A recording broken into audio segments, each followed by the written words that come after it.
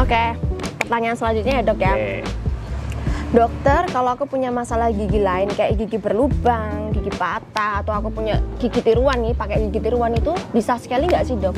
Pasti bisa Sobat Joy. Jadi kayak tadi ya, udah sedikit saya ceritakan tuh bahwa pembersihan karang gigi atau scaling itu ya memang tujuan akhirnya adalah supaya giginya bersih. Baik itu ada lubangnya, baik itu giginya kondisinya patah, atau misalnya pakai gigi palsu pun, baik gigi palsu yang lepasan maupun yang cekat, itu tetap bisa dibersihkan gitu pada saat lagi scaling itu ya. Tapi kasus seperti misalnya gigi berlubang, gigi patah, ya itu nanti penanganannya berbeda dong. Perlu penambalan gigi, perlu pemasangan mahkota jaket, tergantung dari kasusnya ya Sobat Joy ya. Jadi tetap kok pasti masih bisa dibersihkan gitu dok. Oke deh, jadi misalkan satu-satu ya dok ya, yang penting bersih dulu. Bersih gitu. dulu. Bersih dulu gitu. Terus kalau untuk waktu yang untuk balik scaling lagi, itu berapa lama sih dok? Nah itu tadi sempat saya ceritakan juga ya. Jadi paling ideal itu adalah 6 bulan sekali. Nah 6 bulan itu biasanya karang gigi yang terbentuk ya sudah lumayan ya. Memang tergantung orangnya juga sih dok. Betul, tergantung orangnya. Tapi rata-rata ya 6 bulan tuh karang giginya ya masih aman lah gitu ya. Artinya nanti pembersihan karang giginya ya nggak begitu sakit, perdarahannya juga nggak begitu banyak gitu ya. Begitu ya. Kalau misalkan kayak bulan ini aku scaling dok, bulan depan scaling lagi tuh boleh nggak sih? Sebetulnya ya boleh aja sih. Rajin banget ya. Ya, scaling slow banget ya dok ya? Scaling sebulan slow sekali. hidupnya.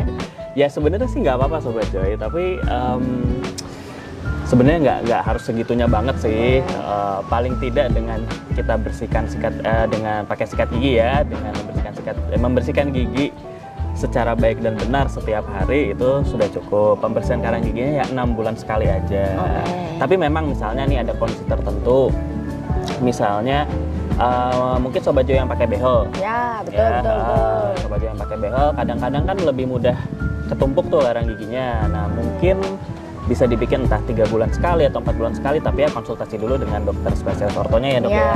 Betul. Jadi kalau misalkan udah numpuk juga, dokternya pasti nggak akan diem aja, pasti akan bilang, Mbak ini udah agak kotor nih, ini sebaiknya kita bersihkan. Pasti akan ngomong kok ortodontisnya biasanya kayak gitu. Intinya itu harus tetap bersih gitu. Oke, sip. Oke. Terus dok, kalau abis scaling itu pantangannya apa sih dok? Nggak boleh makan apa atau nggak boleh ngapain gitu? Oke. Kalau habis scaling ya, jadi scaling itu kan giginya dibersihin nih ya, jadi memang tergantung dari kondisinya. Misalnya nih keluhan utamanya karena gusinya bengkak-bengkak, berarti pada saat scaling itu memang mengeluarkan cukup banyak darah gitu. Biasanya salah satu pantangannya hindari makanan yang terlalu panas, terlalu pedas.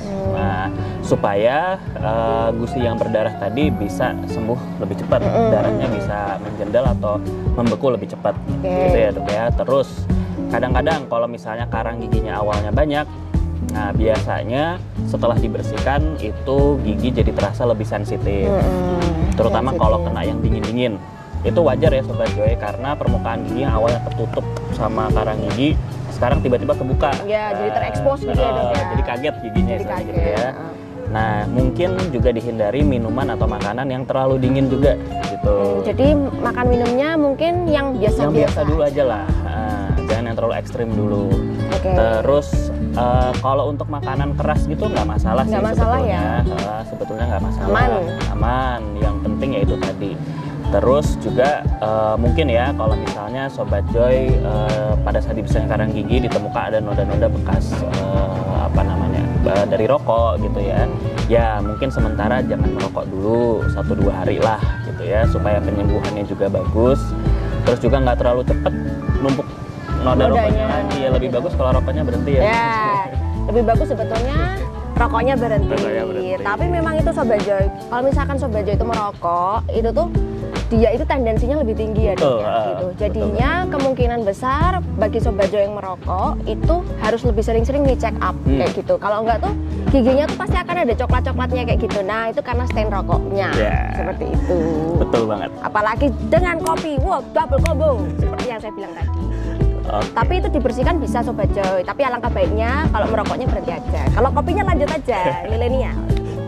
Ini aja lagi kopi ya dok ya? Kopi nih kita sedang ngopi juga ini gitu. Tapi nggak apa-apa, yang penting bersih. Oke dok, gitu.